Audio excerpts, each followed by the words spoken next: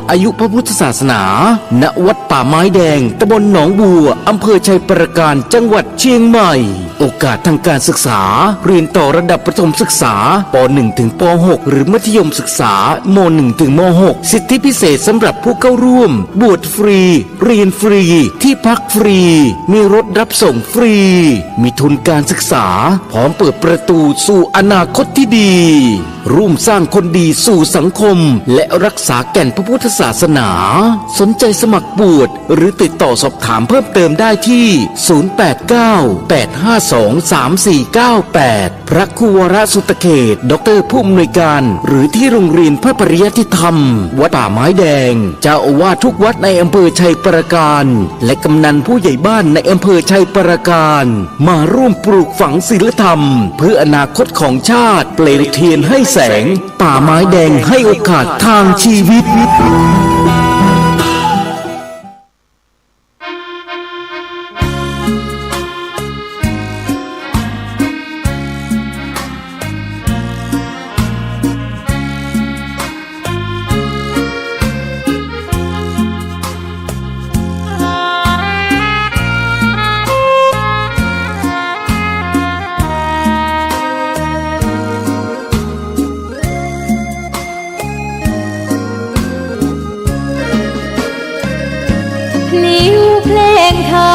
ถูกถ้อยคำเข้าถึงจิตใจฟังรายการวิทยุเสียงใสส่งถึงใจไปสู่ปลายนาสารธรรมน้อมนำมองพระศาสดาบอกผู้คนทั่วลาหันมาเข้าวัดฟังธรรมคลื่นเสียงนี้เป็นคลื่นธรรมะจากใจส่งถึงบ้านไกลบ้านไกลฟังได้สุขใจล้ำยามดึกดื่นค่ำคืนมีงานต้องทำเป็นคลื่นสารธรรมเน้นย้ำธรรมะเพื่อนใจเสียงคลื่นธรรมบอกหลักธรรมให้คลายความเหงาฟังเสียงธรรมะเบาเบาบอกเล่าถึงคนบ้านไกลสื่อธรรมะบอกลดละระวังมีคำท่านกำลังรับฟังสถานีวิทยุสาธารณะจังหวัดเชียงใหม่คลื่นพัฒนาคุณภาพชีวิตFM 92.25 เมกะเฮิรตซ์บริหารและจัดการโดยวัดป่าแดงมหาวิหารส่งกระจายเสียงจากเลขที่71หมู่ที่14บ้านใหม่หลังมอตำบลสุเทพอำเภอเมืองจังหวัดเชียงใหม่รหัสไปรษณีย์50200หมายเลขโทรศัพท์0818818690 052000636-7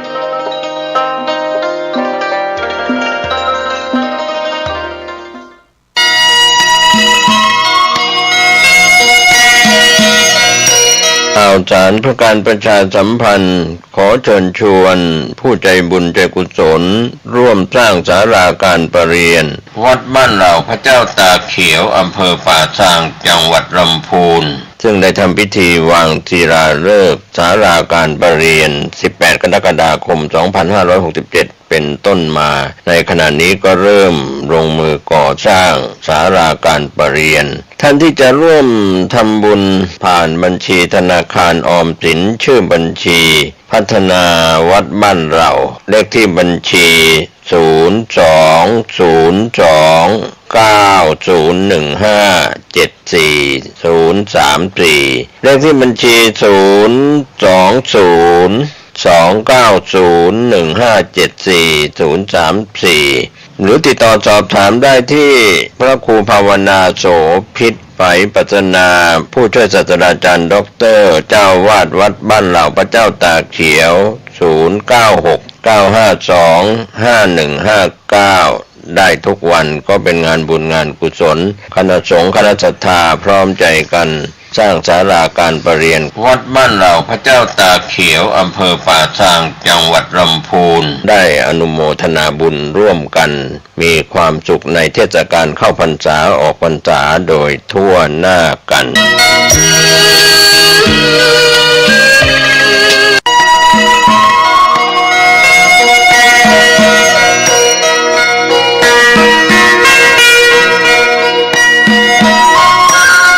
สารเพื่อการประชาสัมพันธ์โครงการปรับภูมิทัศน์และพัฒนาปรับพื้นที่รอบอุโบสถวัดป่าแดงมหาวิหารโครงการระยะที่9 ธันวาคมถึง31 ธันวาคม 2567ถึง20 มกราคมถึง21 ธันวาคม 2568มติคณะกรรมการบริหารวัดป่าแดงมหาวิหารครั้งที่ 4/2567 ได้เห็นชอบและอนุมัติให้ดำเนินโครงการใช้เงินบริจาคและเงินสะสมของวัดเพื่อพัฒนาปรับพื้นที่ของวัดป่าแดงมหาวิหารจึงขอเชิญชวนผู้มีจิตศรัทธาร่วมพัฒนาเพื่อถวายเป็นพระราชกุศลถวายพระเจ้าสามฝั่งแกนและพระเทวีพระเจ้าติโลกราชพระเมืองแก้วและอดีตเจ้าอาวาสวัดป่าแดงมหาวิหารมีพระญาณคัมภีร์พระมหาสวามีโพธินันทะครูบาเจ้าศรีวิชัยพระอธิการอิ่นแก้วอรินทโรครูบาอ่องขอเชิญชวนผู้ใจบุญร่วมผู้มีจิตศรัทธามีเจตนาร่วมในข่าวครั้งนี้โอนเงินผ่านธนาคารกรุงไทยสาขาสุเทพชื่อบัญชีวัดป่าแดงมหาวิหารเลขที่บัญชี 521-064-7501 สอบถามรายละเอียดเพื่อร่วมทำบุญได้ที่ 0818815690 ก็เป็นโครงการปรับภูมิทัศน์และพัฒนาปรับพื้นที่รอบอุโบสถวัดป่าแดงมหาวิหารตำบลสุเทพอำเภอเมืองเชียงใหม่จังหวัดเชียงใหม่โครงการนี้เริ่มดำเนินการท่านที่จะร่วมบุญร่วมกุศลร่วมอนุโมทนาได้บุญได้กุศลได้ความดีโดยทั่วหน้ากัน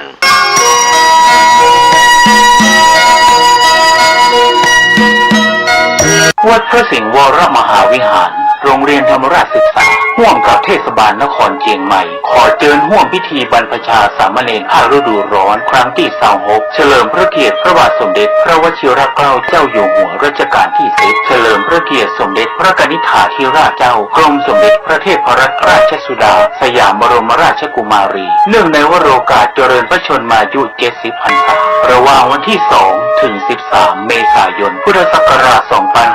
2568 ตามกำหนดการดังต่อไปนี้วันที่1 เมษายนพุทธศักราช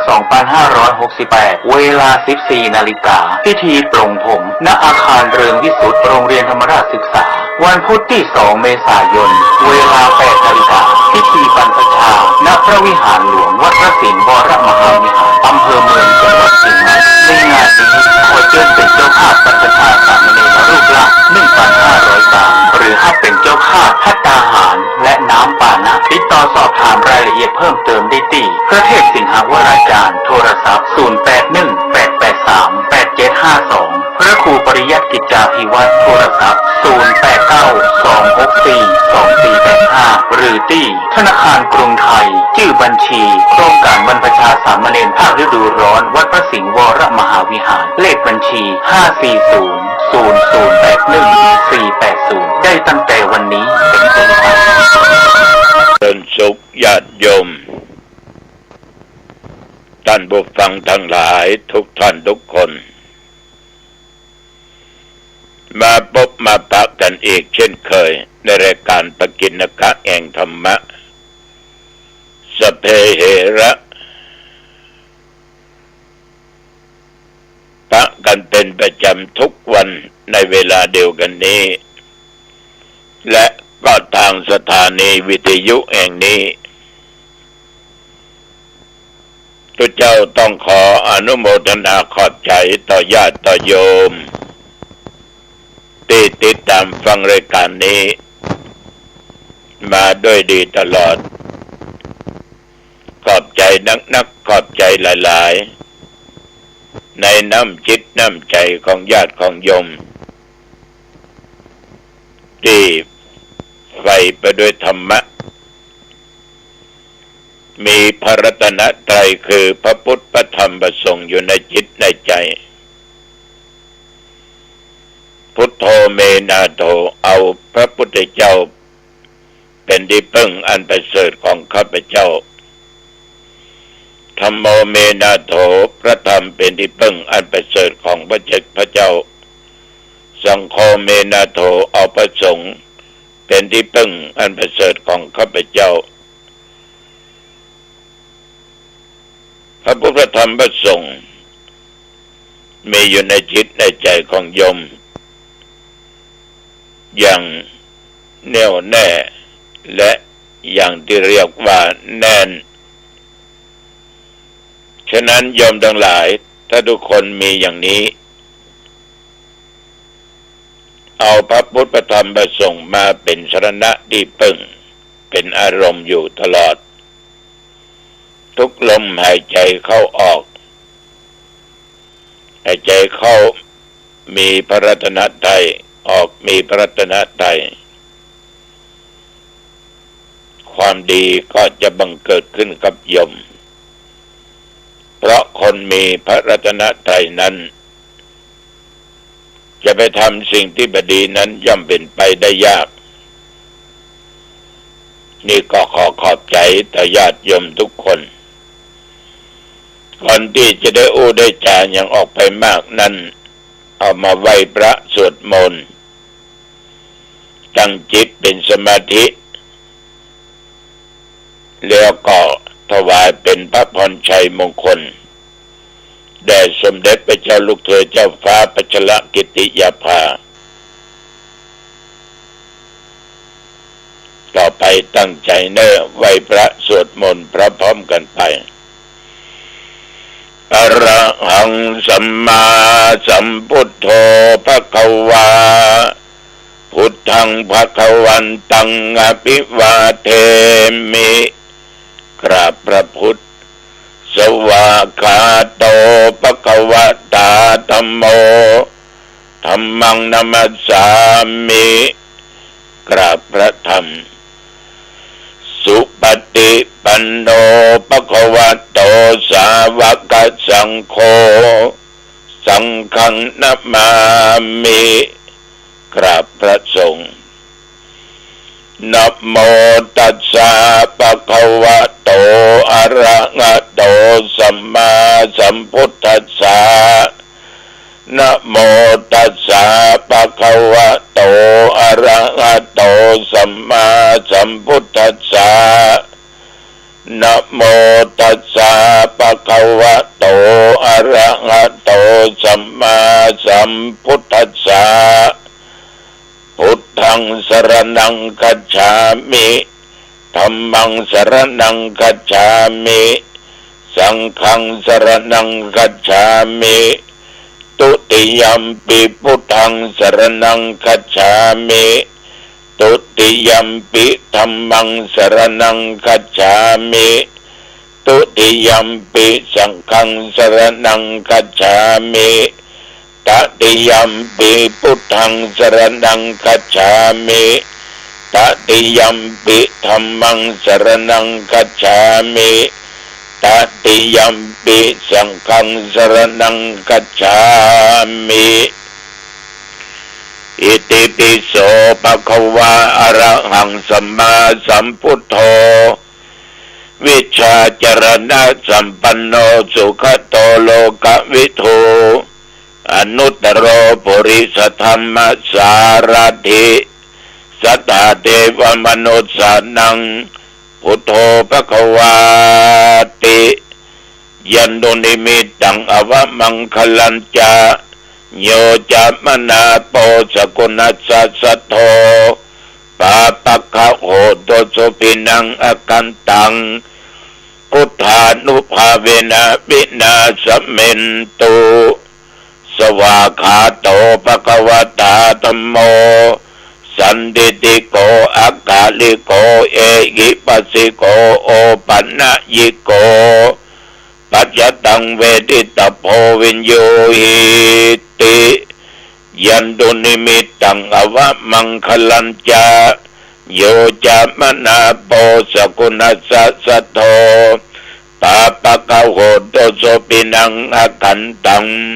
ธรรมานุภาเวนะวินาสเมนตุสุปฏิปันโนภควโตสาวกสังโฆ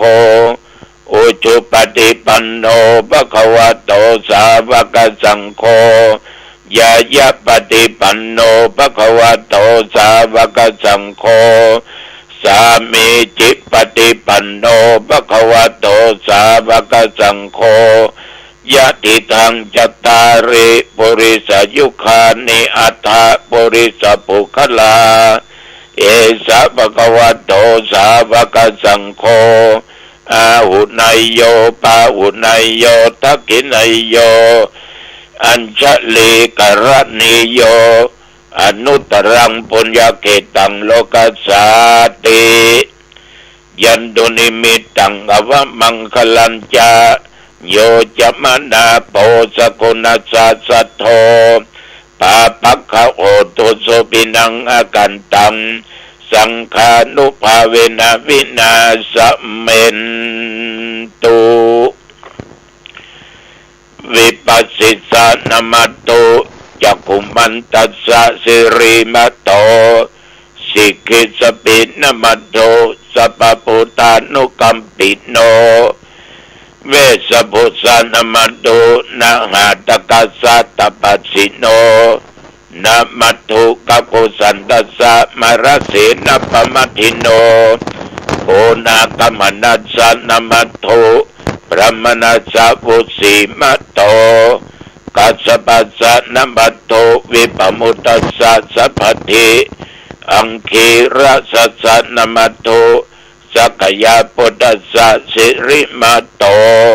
โยอิมังธรรมเทเสสิสัพพทุกขาปนุทนังเยจาปินิพุตตาโลเกยะถาพุตังวิปัสสิสุงเตชนะอภิสุนามะอันตาวิตาสารธาหิตังเดวัมปนุสัตนังยังนมัสสันติโคตมังวิชาจรณะสัมปันนังมะอันตังวิตาสารทังวิชาจรณะสัมปันนังพุทธังวันทามะโคตมันติยะโตหังภคินิอริยญาชาติยาชาโตนาปิชานามิสัญจิจปนังชีวิตาบโรเปตาเตนะสัจเจนะโสติเตโอตุโสติกัปปสสะโพชังโคสติสังขโตธรรมนังวิจโยตถาวิริยัมปิติปัสสติโพชังคาจัตถาปะเรสมาตุเปกะโพชังคาสัตเตเตสัพตัสสินามุนินาสัมมตาคาตาภาวิตาภาหุลิกตาสังวัตันติอภิญญายานิพพานายาจะโพธิยาเอเตนะสัจจวัชเชนะโสติเตโอตุสัพพทาเอกัสสมิงสัมมะเยนะโทโมคลานันจักกัสสปังคิลันเนตุกิเตติสวาโพชังเคสัตตะเตสเยเตจัตตังอภินันติตวาโรคามุจจิงสุตังคะเนเอเตนะสัจจวัชเชนะโสติเตโหตุสัพพทาเอกทาธรรมราชาปิเกลัญเยนะปิปิริโตจุนดเทเรนะตัญเยวะพนาเปตวานะสาตรังสัมโมติตวาจะอปัฏฐาตัมหาวุธาสิธานาโสเอเตนะสัจจวัชเชนะโสติเตโหตุสัพพทาปะอินาเตจะอปัฏฐาตินนันนัมปิมะหิสินังมัคคะอัตถกิเลสาวะปัตตานุปติธรรมตังเอเตนะสัจจวัชเชนะโสติเตโหตุ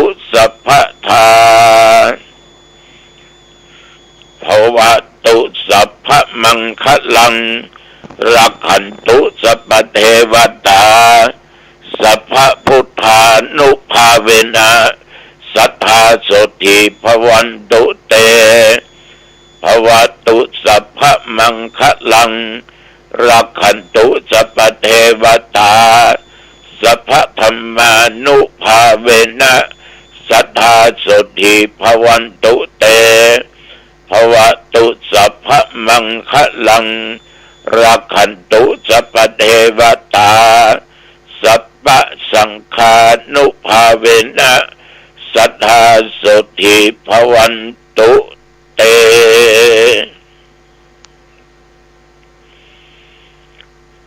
โดยพุทธานุภาพธรรมานุภาพสังฆานุภาพแห่งพระรัตนตรัยโดยบทสาธยายมนต์อันศักดิ์สิทธิ์จิตอันตั้งมั่นอาตมภาพขอถวายพระพรชัยมงคลแด่สมเด็จพระเจ้าลูกเธอเจ้าฟ้าพัชรกิติยาภาขอตั้งจิตอธิษฐานขอให้พระองค์จงทรงหายจากอาการพระประชวรโรคาเปียธิต่างๆที่เกิดมีมาขออันตรธานหายขอพระองค์มีพระสุขภาพพลามัยอันแข็งแรงดุจดังเดิมขอเงื้อพระองค์จงมีพระชนมายุยิ่งยืนนานได้120 พระพรรษายิ่งขึ้นไปขอถวายพระพรกรมอุตุได้ประกาศบอกตักเตือนหลายจังหวัดในประเทศไทย40-50 จังหวัดต้องระมัดระวังเรื่องฝนเรื่องลมเพราะพายุโซนร้อนเข้ามาเยือนก็หลายที่หลายทางต้องประสบกับภัยพิบัติลมแรงปัดต้นไม้พืชผลล้มละเนระนาดปัดหอปัดเฮืองหลังคาปลิวว่อนทำให้อันตรายเกิดขึ้นและความเสียหายเกิดขึ้นแต่ลมเหล่านี้ย่อมเต้าลมปากของคนเด้อ ลมปากของคนนี้แห้งนะสามารถปัดพี่ปัดน้องปัดพี่น้องเพื่อนพ้องมิตรสหายแตกแยกกันลมแห่งความยุยงยุแย่เอากำเหนือไปเถื่อทางใต้เอาทางใต้ไปอู้ทางอันทางนี้ปั้นน้ำเป็นตัวมาลมนี้แรงอันตรายตัวแห้งไปแห้งขนาดผัวเมียอยู่ด้วยกันมาได้เป็นหมูกี่สิบปีโดนลมมาเป่าหูลุกหูลู่ไปตัวแต่เราเนี่ยเลยมีเรื่องมีราวกับผัวกับเมียถึงกับทำร้ายร่างกายกำบอันก็เป็นบ้านแตกแสลกขาดลมนี้แรงแต่แห้งอย่างขนาดนักเป็นพายุโซนร้อนจริงๆเพราะจิตใจมันเร่าร้อนจิตมันร้อนเพราะมันขาดสติสัมปชัญญะมันเลยเกิดความเร่าร้อนขึ้นโมโหโทโสเกิดขึ้นมาโอ้พายุโซนร้อนนี่นักแก่เนอะทำให้ผัวเมียผิดหัวกันลูกเต้าพี่น้องผิดหัวกันฮ้อนบ่ฮ้อนบางคู่หัวล้างข้างแตกได้แยกทางเดินกันไปอย่าล้างกันไปฉะนั้นพายุโซนร้อนภายนอกเขายังพอป้องกันได้อยู่แต่ถ้าว่าเป็นพายุโซนร้อนทางภายในด้านจิตใจนี่ปะลำบากถ้ามีไฟมาดับคือขันติเป็นไฟถ้าขอโทษเป็นน้ำคือขันติอดทนอดกลั้นมาดับไฟหมู่นี้ได้สติสัมปชัญญะดับได้เพราะตัวปัญญาจะเกิดขึ้นถ้าใจตั้งมั่นรับสิ่งอารมณ์ต่างๆที่เป็นอารมณ์มาเก็บไว้ถ้าเก็บไว้มันจักระเบิด อันนี้ฝากไว้นะนับตั้งแต่ตะวันมาจนถึงปัจจุบันนี้เที่ยงวันหรือบ่ายโมงเนี่ยอากาศร้อนจะมาอยู่ปุ่นที่วัดปฏิบัติธรรมบนน่ะร้อนขนาดขึ้นไปถึง40 องศาตะวันตกไปเรียบร้อยเหลือ35-36 องศาขนาดพอค่ำแล้วนะปัจจุบันประเดี๋ยวนี้18 องศาปัจจุบันประเดี๋ยวนี้18 องศาแต่ว่านี่ฉันเข้าไงแล้วก็ออกไปดูที่สถานที่ศึกษาธรรมปฏิบัติธรรมเอาตุเอาเน้น3-4 ตนช่วยกันขุดหลุมล่ะ ขุดหลุม16 หลุมด้วยกันจะทำเป็นผามปลัมเพราะว่าที่หั่นต้นไม้ต้นอย่างมันค่อยมีมันฮ้อนนะจะจัดตีแล้วก็จะได้กางเต็นท์กางอย่างกันวันนี้ก็เช่นเดียวกันก็คงจะไปทำผามปลัมพิธีต่างๆชวนตุชวนเนนไปแล้วก็มีญาติโยมไปช่วยนะญาติโยมไปช่วยก็อยู่ที่นอกบุญเป็นประจำวันนี้ก็คงจะออกไปอยู่นอกก็ออกไม่ออกแล้วไปจะพบจะปะก็เจริญพรเนอะ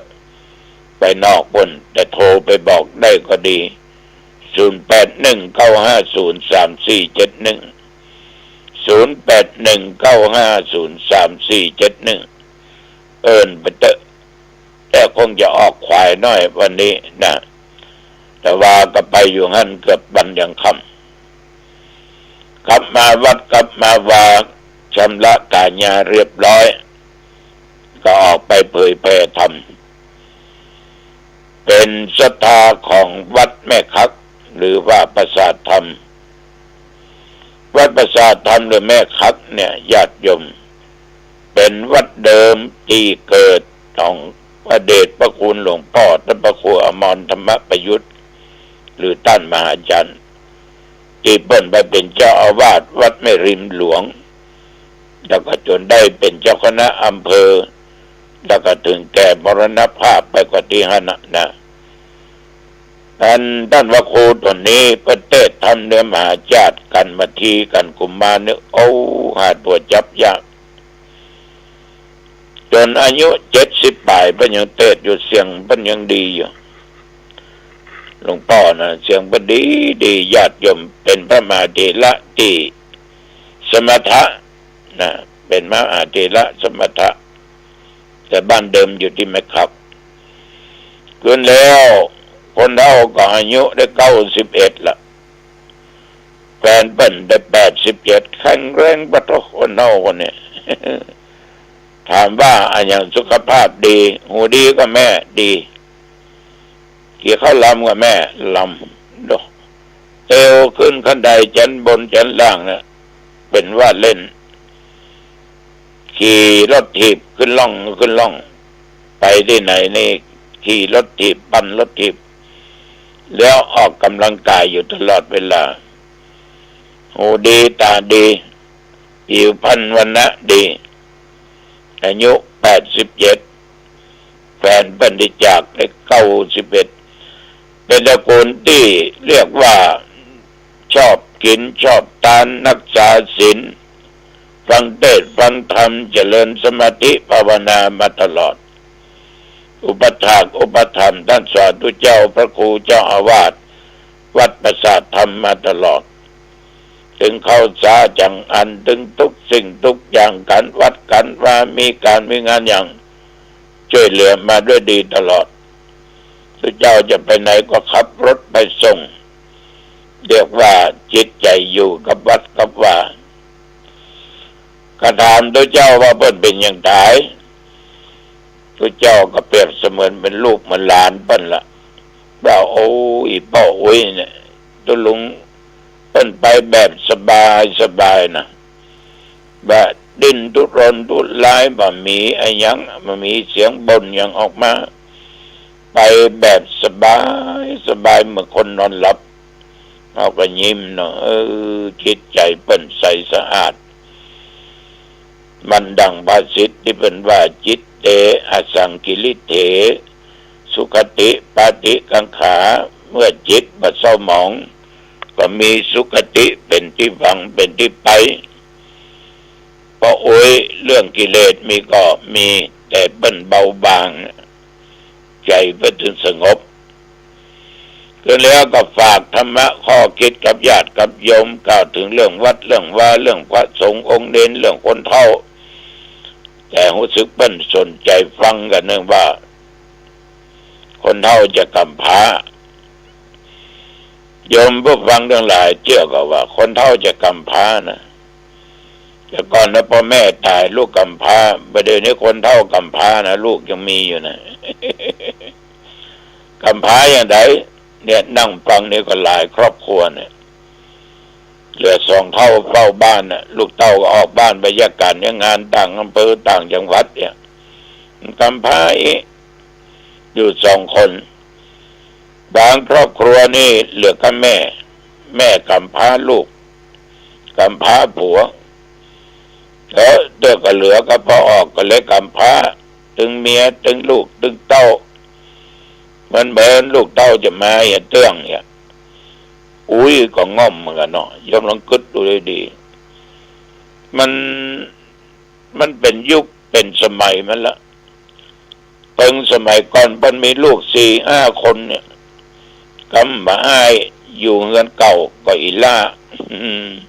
หมู่นั้นจะไปตั้งครอบครัวที่ไหนก็ตามต้องมีคนอยู่ด้วยพ่ออยู่ด้วยแม่เบิ่งพ่อแม่ได้เป็นกำพร้าคนเฒ่าไปได้เป็นกำพร้าแต่ยุคปัจจุบันเนี่ยเอื้อนหลังบะเละบะเล่นคนเฒ่าเป็นกำพร้าเข้าบ้านเฝ้าบ้านกกงกเสียดายลูกเต้าบางคนนั้นภารกิจการงานเป็นนักเอากำจ้างว่าอย่างกันมันก็ธรรมดาเนาะมีโอกาสเวลาได้มาพ่อมาก้อยบางท่านบางครอบครัวของพ่อแม่ไปฝากปุ่นสถานคนชราปุ่นบ้านพักคนชราปุ่นหรือที่เป็นรับเลี้ยงคนเฒ่าคนแก่ปุ่นมันก็ง่อมนะขอฝากไว้ด้วยมันง่อมนะบอกอย่างมันง่อมพอใดญาติโยมมันเหมือนลูกเหมือนเต้าเหมือนหลานเหมือนเล่นล่ะคนเฒ่าประเดี๋ยวกำพร้านะที่ฟังนี่ก็มีนี่ ยิ้มคนเดียวเถอะเนอะที่ฟังนี่ว่ากำพร้าฉะนั้นปัญหาเนี่ยกำพร้าคนเฒ่าจะเป็นกำพร้านี่นักนะอยู่บ้านคนเดียวอย่างยักคนเดียวทำได้ทำบ่ได้ก็ลำบากรอฟังเสียงแป๊บอย่างเดียวนะไอ้น่ะจะไปไหนก็ลำบากแต่ไม่อุ้ยขึ้นแล้วเนี่ยมันมีลูกเต้าอยู่ตัวที่บ้านที่ช่องมันมีความอบอุ่นนะบ่ได้กำพร้าลูกเต้ากำพร้าอีพ่อไปแต่ว่าแม่อยู่ก็บ่ได้เป็นกำพร้าฉะนั้นญาติโยมลองนึกดูดีๆลูกของโยมบางคนเป็นเดือน2 เดือน3 เดือนเข้าบ้านมาเดืองเกิดโทรศัพท์ก็มีก็โทรมาไทยมาถามมาอย่างเอายากนะยากในสังคมปัจจุบันเนี่ยมันยากแท้ๆดังนั้นเรื่องคนเฒ่ากำพร้ามันถึงยุคมันถึงสมัยของมันละสมัยไปเดิมมันเป็นไปจะเนี้ยอันนี้ฝากไว้เนอะคนเฒ่าง่อมเนอะลูกๆทั้งหลายเฮ้ยคนเฒ่าง่อมถ้ามันจำเป็นขนาดก็ต้องมันมาเยี่ยมมาใจเปิ้นจะไปปล่อยปะละเลยเจ็บเป็นเย็นอุ่นในอย่างพ่องเขาก็มาสามารถที่จะหูได้เพราะเอาไปอยู่ไกลปล่อยคนเฒ่ากำพร้าอยู่งั้นนะอันนี้ก็เป็นเรื่องราวที่เกิดขึ้นกับสังคมปัจจุบันนี้ขอฝากนำไปเป็นข้อคิดสะกิดใจตัวเองทุกเจ้าบางวัดก็เป็นทุกเจ้ากำพร้าพ่อแม่ก็ตายละญาติพี่น้องก็มีอยู่วัดก็อยู่ตนเดียวเด่นก็มีตุก็มีกำพร้านั่นน่ะมีก็ลูกแมวลำบากนะในยุคปัจจุบันเนี่ยวัดจะร้างแต่นะวัดจะร้างบางวัดเป็นวัดใหญ่วัดโตก็ทุกเจ้าประเน้นนักนะตั้งนอกตั้งป้างเนี่ย หน้านี้ไปเตะไปแต่ละวัดตุตนเดียวพอใบไม้ปลิวว่อนลงมาเหี่ยววัดเหี่ยลานวัดเบื่อมันมีไผว่าเปิ้นว่าตัวนะโยมนะดังนั้นดูแล้วมันหม่นมองไปเป็นวัดล้างเป็นนักไปเดียวนี่